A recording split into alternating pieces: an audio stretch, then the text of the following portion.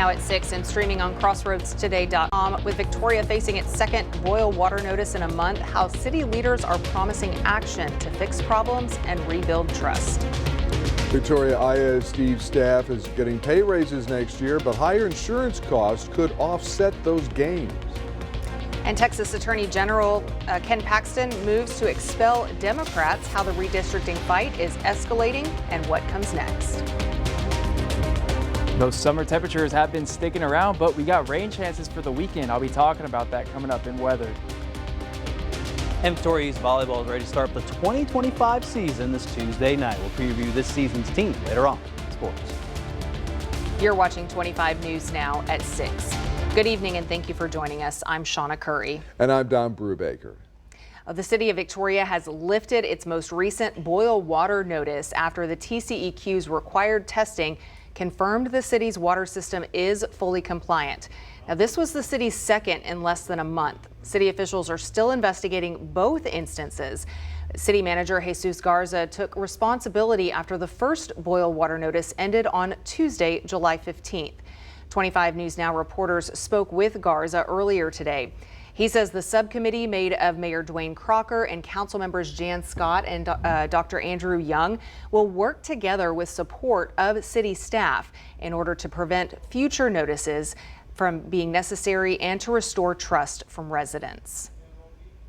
In order to truly prevent this from happening again, we really need to complete a comprehensive overview of all of those elements to then start addressing them one by one. I guarantee you that there has been nonstop work every day since the first boil water notice to get to the bottom of what happened and try and figure out how we prevent it from happening again. Obviously, the fact that it happened again further erodes that trust and further suggests to me that we need to make some major changes. The subcommittee will continue investigating the personnel, equipment, or process that led to these two notices. We have reached out to members of the committee for comment. Mayor Crocker and Dr. Andrew Young have declined to comment. Councilperson Jan Scott has yet to respond. You can watch the full interview with Jesus Garza on crossroadstoday.com. Also, Public Works Director Ken Gill announced his retirement at the end of June, with his last day planned to be August 15th. But he has extended his final day to sometime in the fall in order to support the city's water system issues. With the boil water notice being lifted, restaurant employees can now get back to their usual way of serving drinks to customers. 25 News Now reporter Ray Mosley spoke with an employee from Yamato Hibachi Sushi. And Ray, how are they managing to serve their customers? Yes, Sean and Don, Yamato employee Thomas Presas says he was somewhat anticipating the boil water notice and was already coming up with ways to adapt. Presas says he's using bottled water and canned soda to serve his customers, but isn't able to make their tea. He says he's not too stressed, but wants to get back to serving customers as quickly as possible. With it being so empty in here, it's not as full, it's not as joyful, it's not as fun. We really want everybody to come in here as day to day, as soon as you can. It would really mean probably the world to each one of our servers here. We have usuals that come in. We haven't seen any of our usuals in a good bit. David Gonzalez at the health department says restaurants this time during the second boil water notice do not have to follow the strict guidelines released during the first boil water notice because the issue was isolated to one area that does not have any restaurants. It's not required to limit the services.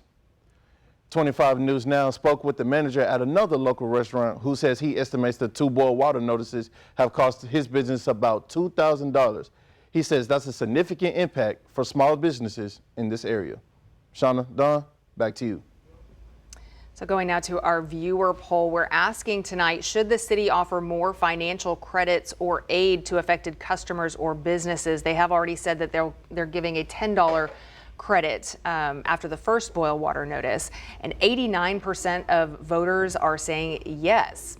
But we want to hear from you. Come to crossroadstoday.com/vote and share your thoughts. We'll have another look at these numbers on 25 News Now at 10. Victoria ISD staff will see another round of pay raises this school year, but higher insurance costs could eat into that increase. The The Board of Trustees approved the new compensation plan at last night's meeting.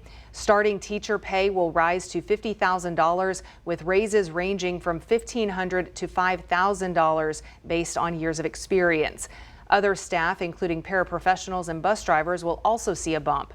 At the same time, employee insurance premiums are climbing nearly 10% on average across the state, and the district is not increasing its contribution to cover the higher cost. Victoria College gets a major grant from the state. A grant of over $227,000 is heading to VC to train 75 students as chemical plant and systems operators. Calhoun County ISD is also getting a state grant of over $79,000 to train 150 students as registered nurses in partnership with VC. Victoria College's Board of Trustees proposed a property tax rate increase earlier this week. The board will host a public hearing on the proposed tax rate next Monday, August 11th at 4 p.m. in room 101 of the academic building at VC's main campus at 2200 East Red River Street. A nonprofit serving people with mental health conditions, autism, and developmental disabilities is getting ready for significant layoffs. Texana Center announced it will end its participation in 2 Medicaid waiver programs effective September 19th. As a result, 134 positions are being eliminated in areas including Wharton, Fort Bend County, and El Campo. Texana's leadership says rising costs, including living wages, Medicare rates, and quality care expenses, combined with insufficient state funding, have made it impossible to keep the programs financially viable. Some rain in the weekend forecast, unless, wait a minute, did it change? I don't think we need to cancel any No? plans, though. No? Well, temperatures are, well, let's just say not going to be changing much. 96 degrees is what we're seeing right now. Feeling like 102 outside with the south-southeasterly winds at about 13 miles per hour with relatively mostly sunny skies right now. But temperatures, they got up pretty high. 97 was the high today. Felt like 108 outside with the heat index, but a little above average for the year. Still looking for that area of rain that's going to be moving in this weekend. That'll be hopefully helping out our rain problem for the month as we are down 0.29 inches. But here's what we're looking at. So that high pressure that was causing all this heat to build up is now going to be shrinking and moving off to the west. We've got a mid-upper level low that's going to be pushing in here by Saturday evening into Sunday, and that's going to be turning up our rain chances here for us over the weekend time. So thinking Sunday and Monday is going to be our best chance for some rain, but I'll be talking about all of that coming up in the full weather report. Dawn, Shauna? A state Senate committee in Texas votes to advance a new congressional district map to the full Senate. Some of those opposed to the new maps say they are racist. Those for it say that's not true, but they openly admit it's gerrymandering. Andrew Lamparski has the story. If you approve this map, it will be one more nail in the coffin of democracy. Dozens of people waited for their final chance to share feedback on the redrawn congressional map. As far as this bill, I am completely all in for it. The bill, SB 4, could make the proposed congressional district lines state law. The vast majority of Thursday's testimony was against its passage. This map may have been drawn race blind, but it is in fact going to hurt communities of color. Not only did the maps lead to heated testimony, but also tense moments among state senators. Democrat Boris Miles compared the map to dark moments in U.S. history. You have joined the night riders, the plantation owners, in seeking to make people of color lesser because we don't have a voice. Committee Chairman Phil King denied any racial influence on the map proposal, which he adopted from the bill stalled in the House. Instead, he says it's about pushing forward conservative policies. That's why I want to see Texas elect more Republicans to the U.S. House. I believe this map does that. But after hearing from those against redistricting, that is so intellectually lazy. And those for it. When your colleagues fled the state to avoid voting on the issues critical to Texans, they not protect democracy, they protect the seats. Senator Miles walked out ahead of the vote, which ended 6-1 in favor of moving the map forward to the Senate floor. The state Senate will vote on the bill next week. It would still need to pass in the state's House to become law. The House has not been able to vote on it because Many Democrat lawmakers fled the state. And Texas Attorney General Ken Paxton today asked the Texas Supreme Court to expel 13 Democrats from the state house. Paxton argues that these representatives effectively abandoned their offices by leaving the state to stop the House from passing that new congressional map that would redraw district lines. Also, Paxton and House Speaker Dustin Burrows moved to enforce arrest warrants for those Texas Democrats in other states. John Cornyn enters a critical window to change the trajectory of his Texas Senate primary against Ken Paxton. To read the full Texas Tribune article, come to our website, crossroadstoday.com.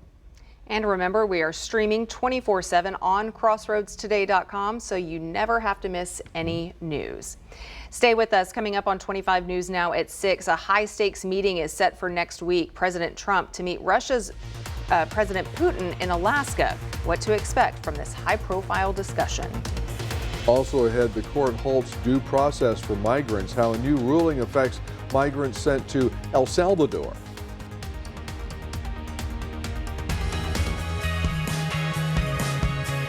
Here's a look at what you can expect on Community Crossroads. We hear from Port Lavaca Main Street, the Salvation Army of Victoria, Victoria ISD, the Welder Center, and the Victoria Symphony. STEM Middle are creating their own instruments that they're going to showcase at this concert the night of. And so I've already worked with the teachers for a couple of days, and the kids are going to get to come and enjoy it. And it's open to the public. I have 1,300 tickets to sell to the public.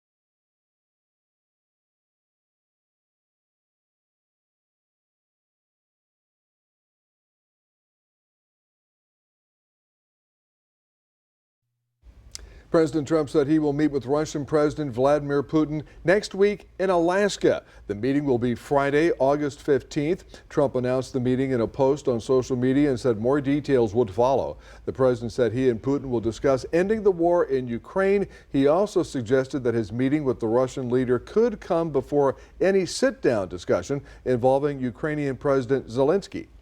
The Trump administration says federal agents will soon begin interviewing unaccompanied migrant children in shelters across the country. Shelter providers have been notified that in-person interviews will start soon. Agents will ask migrant teens if they want to voluntarily leave the U.S.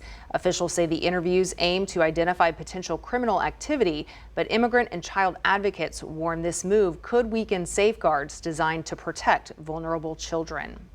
A federal appeals court paused due process for migrants sent to a prison in El Salvador. The court overturned a judge's order requiring the Trump administration to let migrants challenge their removal under the Alien Enemies Act. It cited the recent release of over 200 Venezuelan migrants from the prison as changing the case. Attorneys say many still want legal options to return to the U.S. but must update their arguments now. The American Heart Association releases a new advisory on ultra-processed foods. Most are linked to heart attacks, strokes, diabetes, obesity, and early death. They are recommending cutting back, especially on those high in sugar, salt, and fat. Some better quality options can still be part of a healthy diet. This comes just before a new report led by Health Secretary Robert F. Kennedy Jr. on policy changes for ultra-processed foods. Speaking of food, now taking a look behind the menu at local food establishment inspection reports. Inspectors found issues at 3 Crossroads eateries in Lavaca County. Emiliano's Mexican Grill in Yoakum had 23 demerits. In Calhoun County, Don Julio's Mexican restaurant in Port Lavaca had 18 demerits. And in Jackson County, Circle R Drive-In in Lolita had 15 demerits. 12 eateries in Victoria received a perfect score. Those include A+ Kids Care Learning Center 2, Ace Hardware, and Astoria Wines, Beans Up Coffee, DaCosta Herman Sons Home Association, Dollar General on John Stockbauer Drive, Pam Health Rehabilitation Hospital, Pam Specialty Hospital, Sodala's Victoria Assisted Living, Target, Walmart, Subway on Houston Highway, and Wiener Schnitzel on John Stockbauer. Tick and mosquito season is underway, and with it comes increased risk of catching Lyme, West Nile, malaria, and other infectious diseases. Experts say an increase in tick and mosquito bites can be connected to warmer temperatures. Lee Waldman has more on the relationship between the temperatures outside and these pesky bugs. For many people, the summer months are all about spending time outside. Barbecues and pool parties, followed by bug bites. In a situation like this year where we're experiencing record rainfall in many parts of the U.S. and record high temperatures, it becomes kind of a perfect storm for mosquitoes to have ample places to lay their eggs. Experts warn that climate change could be extending the period in which insects are able to reproduce and diseases are able to spread. Because of increases in temperature that we've already seen because of human impacts on the climate, the temperature is already getting more suitable for transmission of disease here in the United States and North America. And we're already starting to see increases in transmission of diseases like West Nile, Lyme disease. Protecting yourself from ticks and mosquitoes and the diseases they may carry can be as simple as using insect repellent or even having your backyard sprayed by professionals. All these measures are to help reduce the risk of getting a mosquito or a tick bite. You don't want to become infected with any of these tick-borne diseases. While climate change may primarily be making itself felt with extreme storms, heat waves, and wildfires, experts say this is another way it's already impacting our lives. Increasingly, we're recognizing that climate change is affecting infectious diseases as well. And some of these mosquito and tick-borne diseases are kind of ground zero for climate change starting to affect our health. In New York, I'm Lee Waldman. Extreme heat is gripping much of America. Phoenix reached 118 degrees Thursday, breaking a 120-year record. The high temperatures are fueling wildfires across the West. California and Colorado are battling large fires as a result. And here in Texas, the hot weather is expected to continue through the weekend. You know it's hot, Jacob, when Phoenix is setting heat records.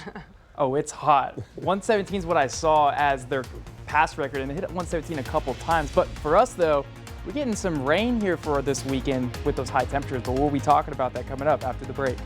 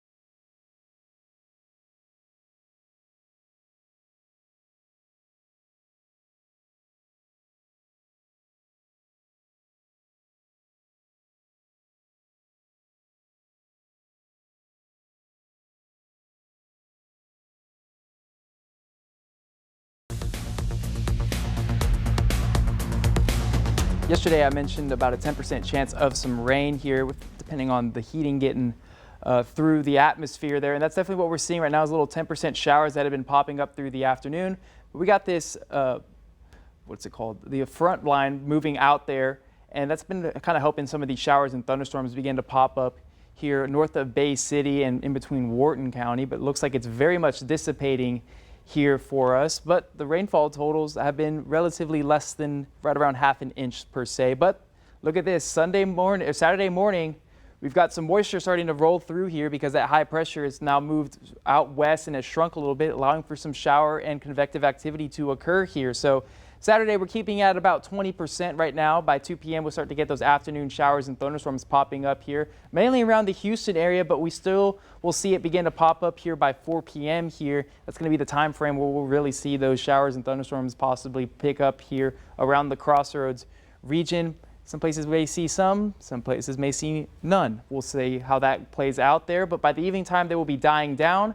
Cloud cover will persist, but die off by around midnight and pick back up once again here as we have an inverted trough that'll be pushing down towards Corpus Christi, and this helps pick up the moisture complex in the atmosphere. And by 6 a.m., we'll get some shower activity really picking up here for us, and throughout the day, that's what we're going to be seeing is some isolated to scattered showers and thunderstorms throughout the Crossroads. And same thing for Sunday and Monday, because it's that same system is going to be bringing it right back here again here by 7 a.m. Monday, keeping it relatively scattered to isolated through the afternoon time here on Monday. So Sunday is looking like our best chance for some rain, but we can't rule out tomorrow, keeping it at 20%. The rainfall totals, though, anywhere about an inch to a little bit half and then an inch, maybe no rain at all, depending on where you're at. But as we get to Sunday, though, Sunday through 11 p.m. Get a little bit more activity, about an inch to 2 inches of rain possible in certain isolated areas. But at the same time, it could be an area where you don't really receive much rain at all. So it's kind of just how the name of the game goes with these sea breeze showers and thunderstorms. You may get some, you may not get any at all. But what we are looking at is the tropics, though. Tropics have become very active. We've got this area that has lost its development there, so that is now non-existent for it, but we do have a 40% chance of development here. And look at that, the National Weather Service, what we were just talking about here for the 5 o'clock, has finally come in agreement with what we had been watching here. There's an area that has just come out here. It's probably got about a 20% chance of development here since in the yellow, but that's about where it's going to be tracking. So there's that X, that was our X right there, and it is making its way across here over the next couple of days. So I'll be taking this down here, but August 15th through the 17th is kind of that time frame that we're going to be watching for some possible tropical development, as models have pretty much picked this thing up here pretty aggressively as well, but it's been pretty consistent. So thankfully the National Hurricane Center has agreed and put something out there. So we'll be talking more about all of this here for the 10 o'clock here as we get more information coming in. But here's kind of what we're watching here is that tropical moisture there. There's that blob of moisture indicating it by the red and orange, showing high levels of moisture, and there's that question mark. So by Friday, we'll be watching it approach the Puerto Rican and Dominican Republic border here. But tomorrow, 95 degrees, partly cloudy skies, 20% chance of some rain here. Port Lavaca seeing those same conditions, as well as Cuero getting up to 96, relatively more sunnier skies, though, in the afternoon. The next 7 days, 30% here Sunday, Monday, keeping it at 20% Tuesday, Wednesday, and Thursday, with temperatures in the mid-90s. Now, don't forget to scan the QR code for more news, weather, and sports. And here's Shauna. All right, doesn't really feel like it outside, but we're getting ready for football season. Let's send it over to Max Williams for sports. Yeah, Sean, it's crazy. We're only 2 weeks away from airing our CFL preview show, and then 3 weeks away from having our first live show here for Crossroads Football Live. And one team that wants to make noise here going into 2025 is the Yoakum Bulldogs. So we'll preview this year's team coming up in sport.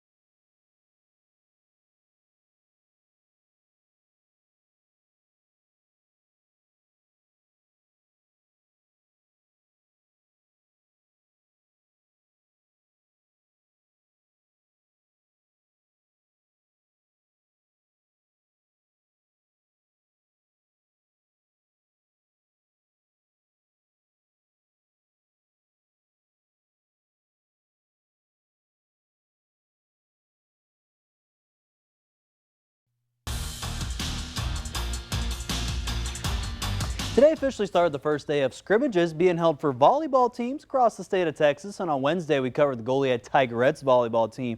And tonight, we're going to look at Victoria East Volleyball, who last season went 22-15 overall and 10-2 in district play. They reached 2 rounds deep into the playoffs, and they still have some top seniors in libero Addison Temple. And Lillian Rather is one of the top middle hitters for the team for the Titans going into this year. And head coach Shelby Spradley and middle hitter Lillian Rather just hope they can keep that momentum going into this season. Really well. They're very bonded together. A lot of the girls have played together for a really long time, and they're just having a great time and continuing to get better. On leading this team, I want to keep energy high. I want to get more involved on offense, and I want to get better at defense as well.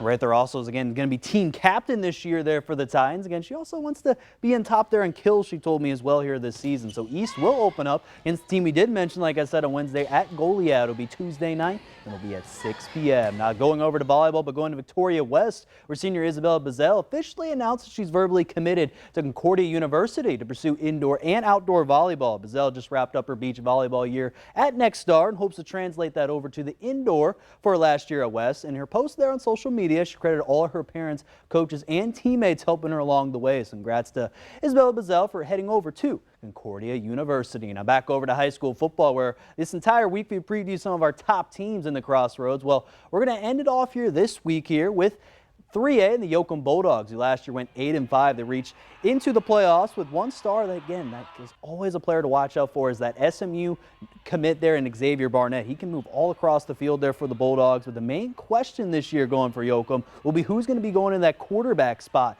here for this year. And again, you saw that's Trey Cuellar right there making one of the top plays. Again, they're not going to have him here this season, though, again, as he graduated there going in. So they're going to be looking to find that his replacement. Again, we'll see what that's going to be like. They open versus the Calhoun Sandcrabs, an intriguing week 1 matchup, possibly game of the week implications there for week 1. Now from Yoakum to Bloomington, where a couple weeks ago he previewed the Bobcats and highlighted some of their key players in Amari Gardner and fullback middle linebacker Aiden Newman, who make some big news going into this year for Bloomington. And Gardner last year ran for 71.9 yards per game. He hopes to create more explosive plays this season. And Gardner and Newman both credit their teammates, though, especially the returners on the team. Definitely hoping on bringing bigger runs, of course, but at the end of the day, I can't do it on my own. I need these boys to block for me. We also have multiple running backs too, so we just need everybody to keep toting that rock. That we kind of have a benefit that all of our returning from last year, we only lost one player last year, and it was a senior, Brian Tanjero. Now, you heard there from Newman, they almost have their entire team back here for Bloomington here going in 2025. And they feel like, again, they have not reached the postseason since 1999. They're hoping to kind of change that going into this year there for the Bobcats. They open up versus Woodsboro at home on August 29th. And finally, everyone, we got NFL Saturday, again, with football action kicking off right here on KMOL and NB17 with the Dallas Cowboys that clash up with the Los Angeles Rams. That's going to kick off there at 6. And then right here on KAVU there, ABC 25, the Houston Texans. They're going to take on the Minnesota Vikings. An intriguing preseason matchup. I'll start there at 3 o'clock. So these 2 big games, one big Saturday. You got a full day to watch all that football there, Don. And, man, you got the Texans starting off Cowboys. Like, are you going to be watching both of those games, Don? Or are you going to be doing a couple things going in between, you think?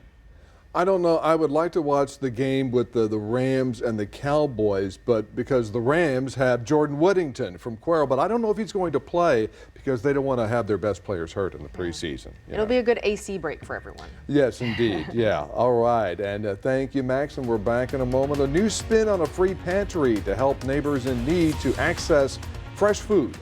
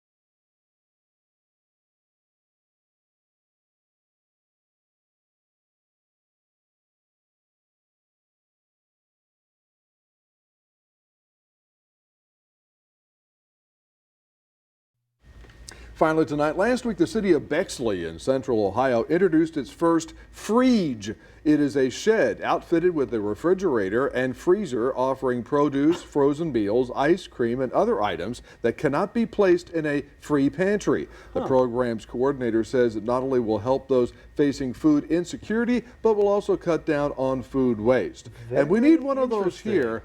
Maybe also for food. You know, I mean, you know, share that cold air. Yes, because we need some. We do need some cold It's air. getting We're getting some really rain. hot out there. Yeah, we're getting some rain though. Does that work? Oh, yeah, 20%. The next 7 days here, 30% Sunday, Monday. Keeping the temperatures though at 96. There, we'll take it. Not a lot of rain. Yeah. We'll take it. All right, Thank you we'll for see- joining us. We'll see you back here tonight at 10.